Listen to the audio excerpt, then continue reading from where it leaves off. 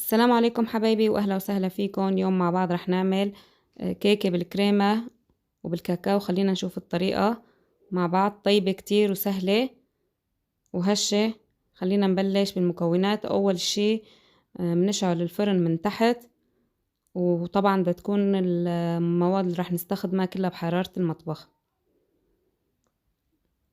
اول شي انا نزلت 4 بيضات،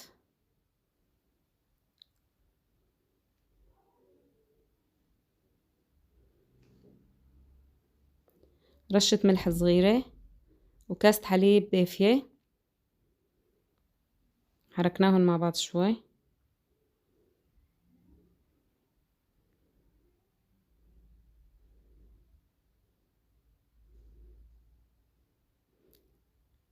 بعدين نزلنا كاسة سكر وظرف فانيليا،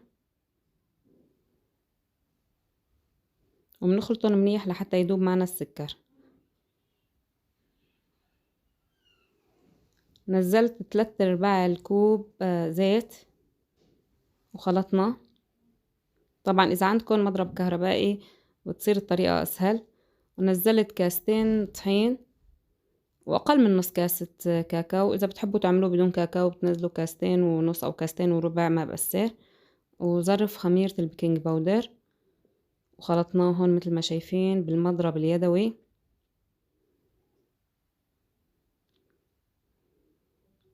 لحتى نخلط معنا المزيج كله. وهي قوام الكيكة عنا. دهنا صحن البايركس، بتحسنوا تعملوه كمان بقالب جاتو اذا بدكم، بس للتزيين اذا بدكم تحطوا له كريمة حطوه بصحن بايركس.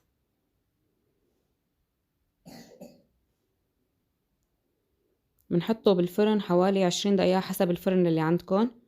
انا اخذ معي من تحت 20 دقيقة ومن فوق 5 دقايق. طبعا كل فرن شكل، انتو خلوا عينكم على الفرن بس لا تفتحوه قبل 20 دقيقة.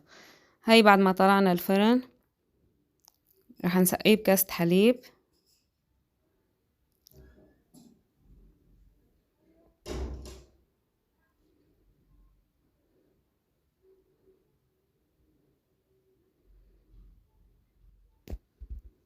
بعد ما سقينا الكيكة بالحليب رح نخفق الكريمة. انا ما عندي كريمة بالكاكاو، كريمة عادية ضفت لها معلقة كاكاو وخفقتها بالمضرب الكهربائي.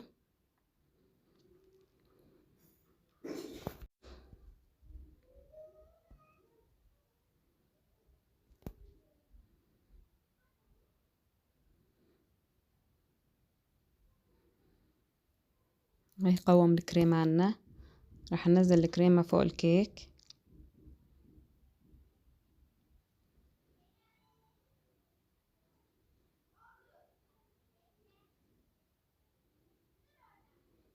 ونسقلها.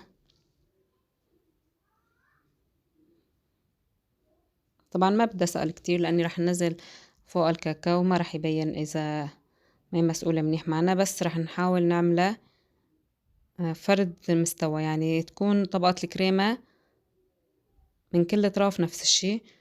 ورشينا عودشة الكاكاو وقسمناها مع بعض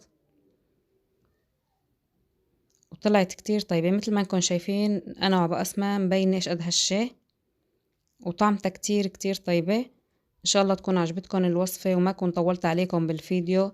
واذا عجبتكم الطريقة لا تنسوني من دعائكم، وما تنسوا تضغطوا لايك للفيديو وتشتركوا بقناتي اذا لسه ما اشتركتوا، وتفعلوا زر الجرس لحتى يجيكم اشعار بكل فيديو بنزله. رح نزين طبق التقديم بالكاكاو وهلا بنشوف النتيجة مع بعض.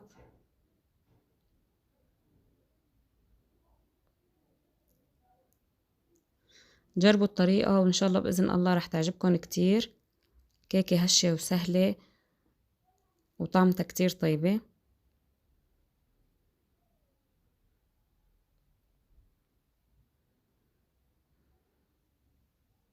مثل ما قلت لكم حبايبي، بتمنى تشتركوا بقناتي وتشتركوا بقناتي على التيك توك. كمان اسم قناتي مطبخنا الحلبي. وبنلتقي إن شاء الله بوصفة جديدة وفيديو جديد، وبترككن بأمان الله.